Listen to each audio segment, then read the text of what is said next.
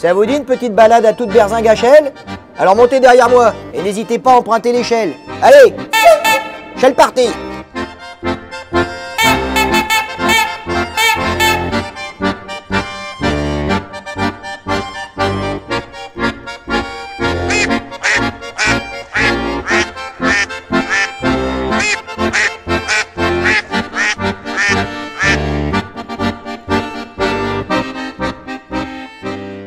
Chelles, durant l'Antiquité, c'est un petit port gallo-romain établi dans un ancien lit de la Marne, devenu un méandre de petites rivières et permettant de faire du commerce entre Paris et Meaux. Alors, ce port antique aujourd'hui, il a bien évidemment disparu, mais quand on a construit les immeubles que vous avez ici derrière moi, rue Gustave Nast, eh bien, on en a retrouvé l'emplacement. Et d'ailleurs, il y a même une maquette de ce port antique dans le musée Alfred Bonneau.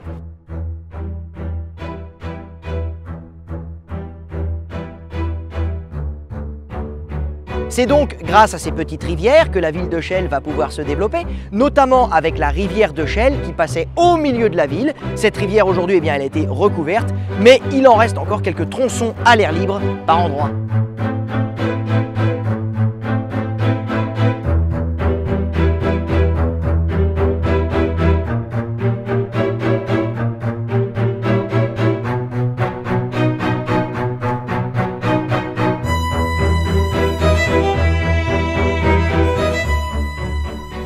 Dans le musée Alfred Bonneau, qui va bientôt déménager, hein, là on est encore dans l'ancienne mairie de Chelles, eh bien il y a un moulage du quai qui a été découvert rue Gustave Nast hein, et qu'on a donc moulé et qui permet de bien se figurer à quoi ressemblait ce petit port antique hein, qui a fait le développement de Chelles, un petit port où circulaient donc des marchandises agricoles entre Paris et Meaux.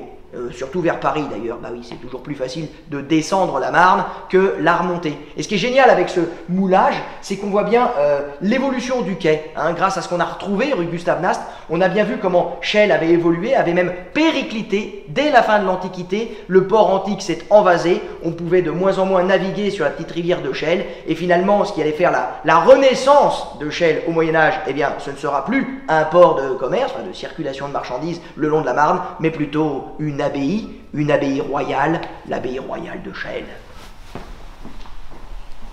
Oh, je résiste pas au plaisir de vous montrer quelque chose au musée Alfred Bonneau. Vous me connaissez, hein, Laurent Deutsch, j'adore les routes, j'adore l'étymologie, j'adore les noms, j'adore les panneaux de signalisation, j'adore les bornes. Eh bien, à Chelles, grâce à l'abbaye royale de Chelles, là, au niveau bornes, on est servi. Et oui, puisque c'était une abbaye très riche, une abbaye royale, et donc, au fil des siècles, elle va agrandir son territoire. Et donc, elle va le délimiter, elle va le marquer, elle va le borner. Donc, tout autour de Chelles, il y a plein de bornes incroyables. Il y en a encore plein, je suis sûr, qui sont cachés, qui restent à découvrir comme des trésors. Et au musée, il y en a une. Regardez comme elle est belle, elle est parvenue jusqu'à nous. Une borne, donc, qui délimitait les possessions de l'abbaye royale de Chelles, avec, évidemment, eh bien, une échelle, on est à Chelles, hein, ça vient de là. Chelles peut être un mot gaulois, Cala, l'amas de pierre, ça vient du mont Chalat qui est derrière, hein, qui abritait Chelles. Hein. Chelles est né autour de cette petite montagne, le mont Chalat. C'était peut-être aussi un mot latin, scala, l'échelle. Bah, elle est bien là, cette échelle de Chelles, avec aussi une crosse. Hein, ça c'est le symbole du clergé, la crosse abbatiale ou la crosse de l'évêque. Voilà. C'est Chelles.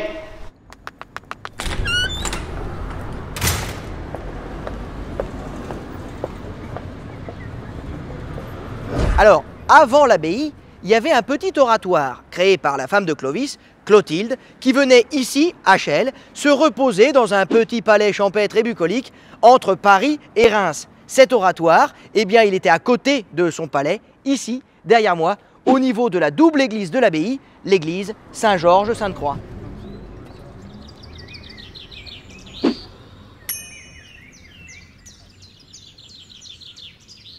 Malheureusement, notre petit palais champêtre et bucolique va devenir le lieu d'un drame, le lieu d'un régicide, quand le roi des Francs Chilpéric va se faire assassiner à Chelles en 583.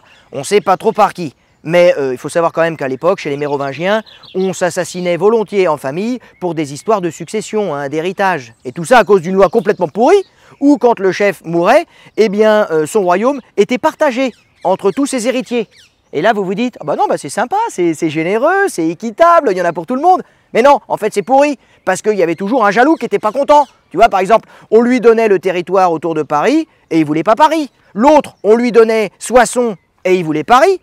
et l'autre, eh ben, on lui filait Paris et il voulait Soissons. Bref, ils n'étaient pas d'accord entre eux et ils finissaient par se taper sur la gueule. Ça partait en smurf et ça va affaiblir les Mérovingiens jusqu'à l'extinction de leur lignée. Et pour moi, le symbole de cet affaiblissement des Mérovingiens, eh bien, il est ici, derrière moi, à Chelles, avec cette pierre de Chilpéric, où peut-être c'est là que ce roi des Francs a été assassiné en 583, alors qu'il chassait tranquillement dans ces bois de Chelles.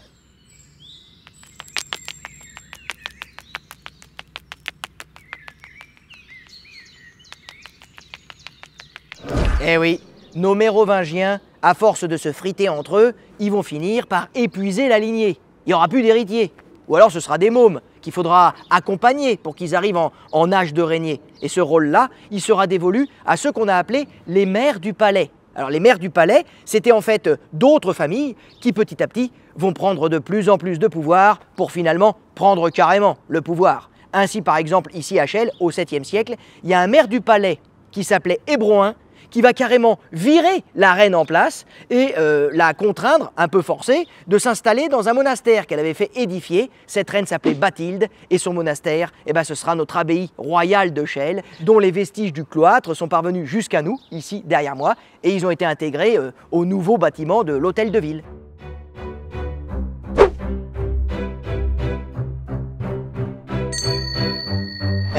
Et incroyable, hein? Sous la mairie, sarcophage mérovingien, 7e siècle, fondation du monastère. Et il y a quelque chose d'hyper émouvant et d'incroyable au musée Bonneau de Chelles. Ce sont des vêtements royaux mérovingiens qui datent donc de 1500 ans. Incroyable! Des vêtements de la reine Bathilde, comme ici derrière moi, avec cette magnifique tunique, cette chasuble brodée avec une croix et avec des bijoux représentés comme ça. C'est hallucinant, c'est incroyable! Et surtout, moi, j'avais jamais vu ça.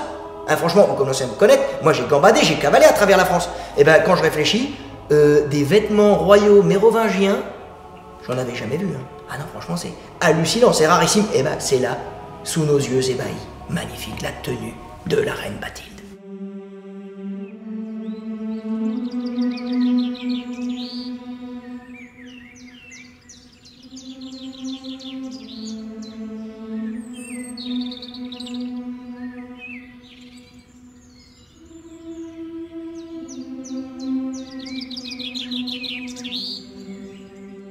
Il n'y a pas moyen de parler de l'abbaye royale de Chelles sans parler de l'abbaye Notre-Dame de Jouarre. Parce que la première abbesse de Chelles, Sainte Bertille, venait de Jouarre. Sainte Bertille qui était une copine de notre reine Bathilde.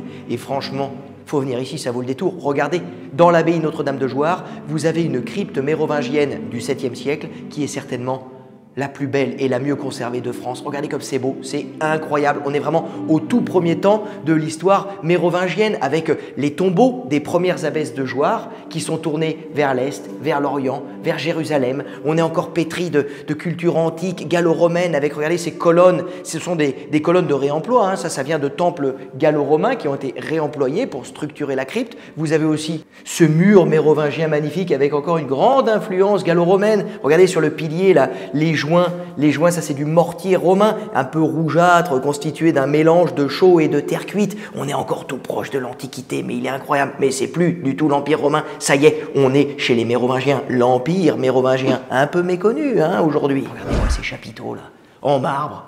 On se croirait encore au temps de la Rome antique. Extraordinaire. Et la crypte continue. Venez, suivez-moi, là c'est encore plus joli là-bas. Parce que vous avez des colonnes un peu bombées. Oh là là, ça sent l'ancien temps. Regardez comme c'est beau. Magnifique. Regardez-moi ça, là, on est au 7e siècle, là. Hein, au temps de la reine Bathilde, à Chelles.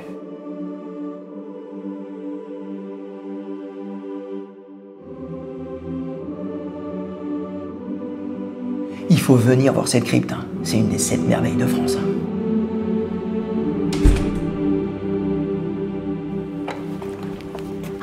Je vous montre une dernière chose et puis après on repart à Chelles. Suivez-moi, c'est par là. Regardez, un morceau de sarcophage du 7e siècle qui est parvenu jusqu'à nous. Regardez-moi ça, intact, il n'a pas été retouché. Un Christ tétramorphe avec les 4 évangélistes. Ça c'est sublime, c'est sublime.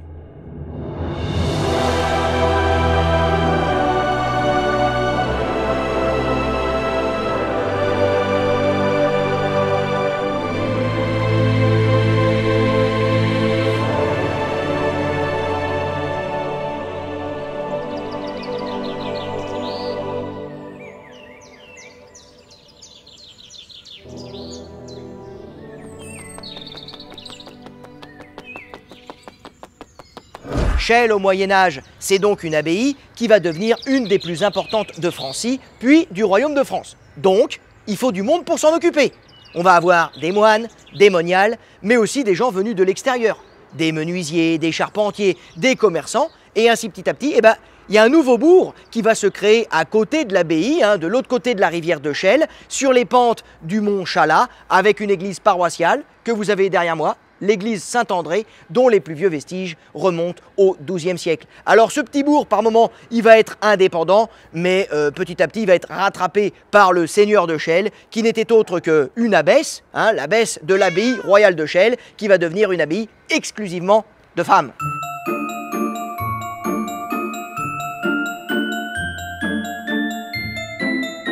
Et tiens, en parlant de rivière de Chelles, ici on est rue Gambetta, qui était autrefois la grande rue de Chelles. Eh bien c'est là où il y avait un pont, le seul pont qui permettait de franchir la rivière pour aller du côté de Saint-André.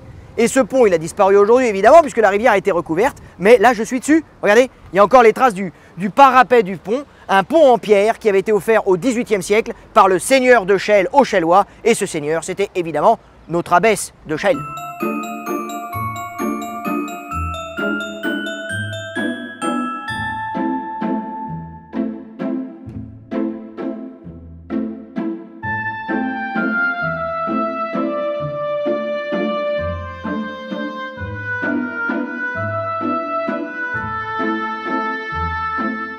Eh oui, le seigneur de Chelles au Moyen-Âge, c'est l'abbesse, c'est l'abbaye. Il n'y aura pas de château fort. Et voilà pourquoi Chelles ne sera jamais fortifiée. Ce qui n'était pas le cas de sa voisine, Lagny-sur-Marne, qui elle appartenait au comte de Champagne et qui donc avait un château seigneurial, mais aussi des remparts, dont certains vestiges sont parvenus jusqu'à nous.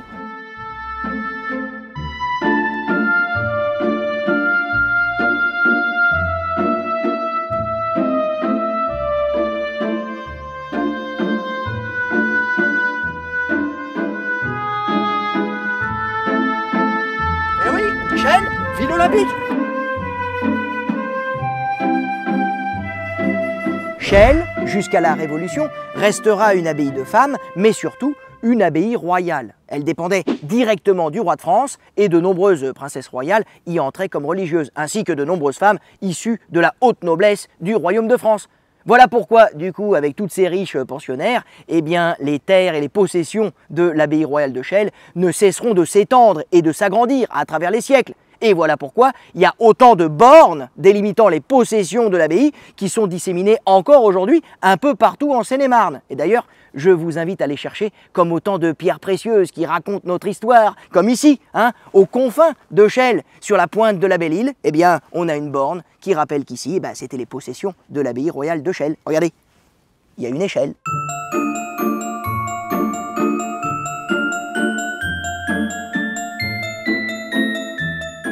À la Révolution, notre abbaye sera vendue au titre des biens nationaux et sera démantelée pierre par pierre. Mais, signe des temps, le nouveau siège de l'autorité de la ville, aujourd'hui à Chelles, la mairie et non plus l'abbaye, eh bien, va s'installer à l'emplacement de l'ancien logis abbatial. Et comme on l'a vu, il en reste encore quelques vestiges. Là, c'est le bureau du maire, on ne va pas le déranger.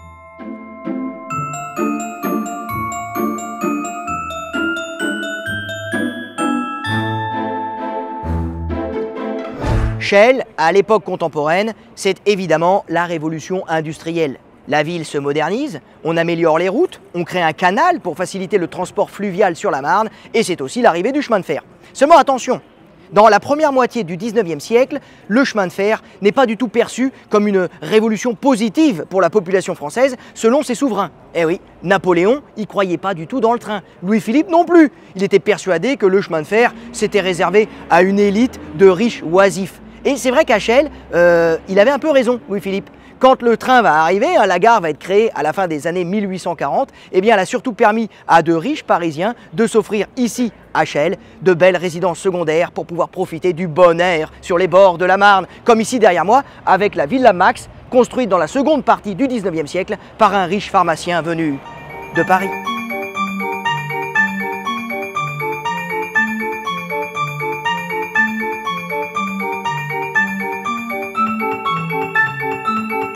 Ah bah, c'est sûr que t'es mieux là que sur le boulevard Magenta.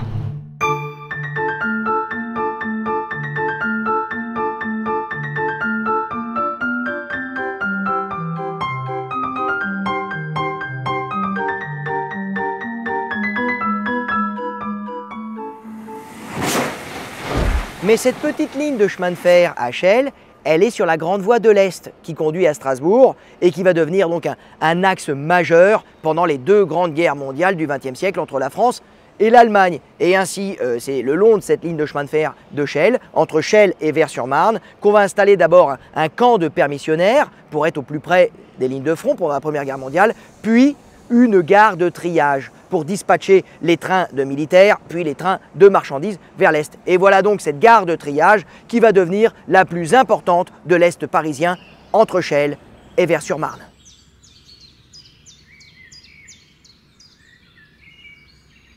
Cette gare de triage va entraîner l'arrivée de nombreux ouvriers, des cheminots, et la population de Chelles va alors passer de 6 000 à 20 000 habitants. La ville va s'étendre, il va falloir la création de nouveaux quartiers, comme ici, autour de moi, avec cette cité des cheminots, une cité ouvrière conçue comme une cité-jardin.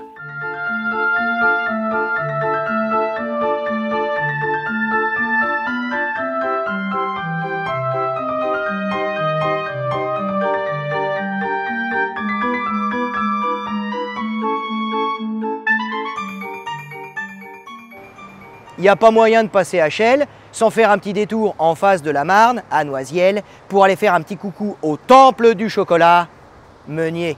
Ah oui, attention les enfants, Meunier, c'est pas de la quiche, c'est l'inventeur de la tablette de chocolat en 1816.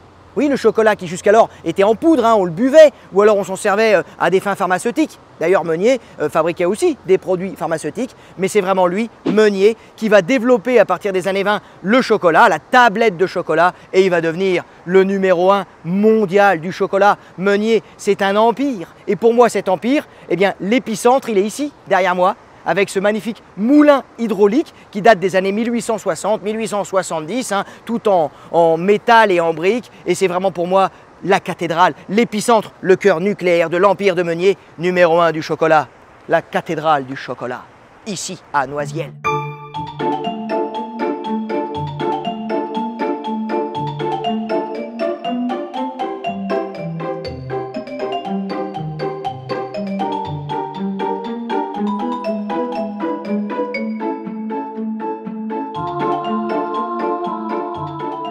Ah, oui, ça, le moulin de Chelles qui datait du Moyen-Âge, il n'a pas résisté à l'Empire Meunier.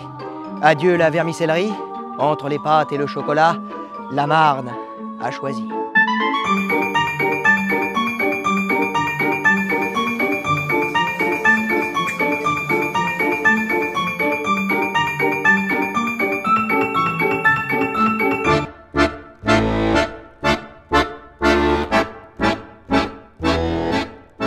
Chelles, aujourd'hui, c'est une ville qui a réussi à faire de son passé une force pour son avenir. Et l'avenir de Chelles, c'est un lien encore plus étroit avec la capitale, avec Paris, avec la création de la ligne 16 du métro du futur Grand Paris.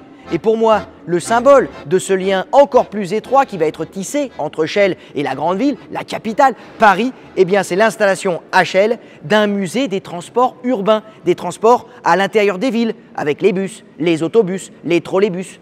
Et ce musée, eh ben, c'est un sacré voyage dans nos mémoires. On fait un petit tour ?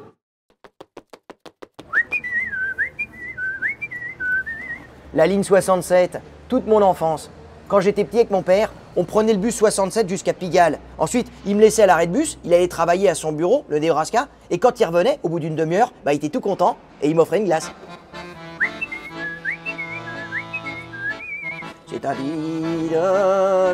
On n'y joue pas du violon, tout comme dans les salons, ils mettent l'accordéon, c'est bien plus chouette.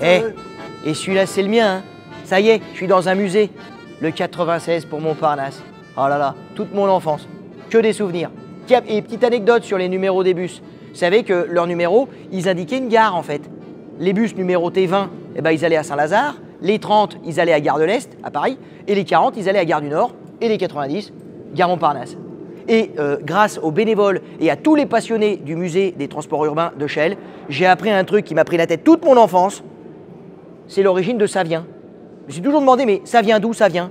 Eh bien en fait, ça vient, c'était Renault. Voilà. Renault, tous les jours, un bruit nouveau. Ma spéciale dédicace à Renault, moi, je roule en espace.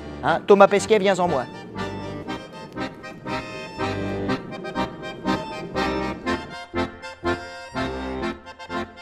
Là, j'ai trouvé mon bonheur. Ah, vous me connaissez, hein.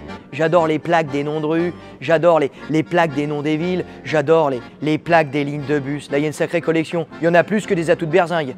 Ah, vous pouvez me laisser, hein. J'ai pas fini de compter.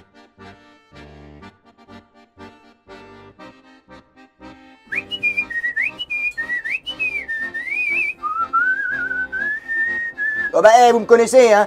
Moi, quand je pilote, faut que je sifflote. La Villette, c'est le coin des gardes. Oh, y a pas d'aristo.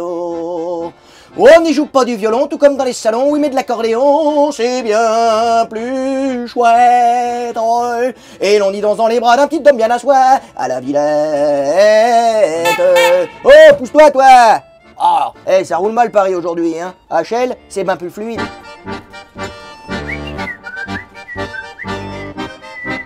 La la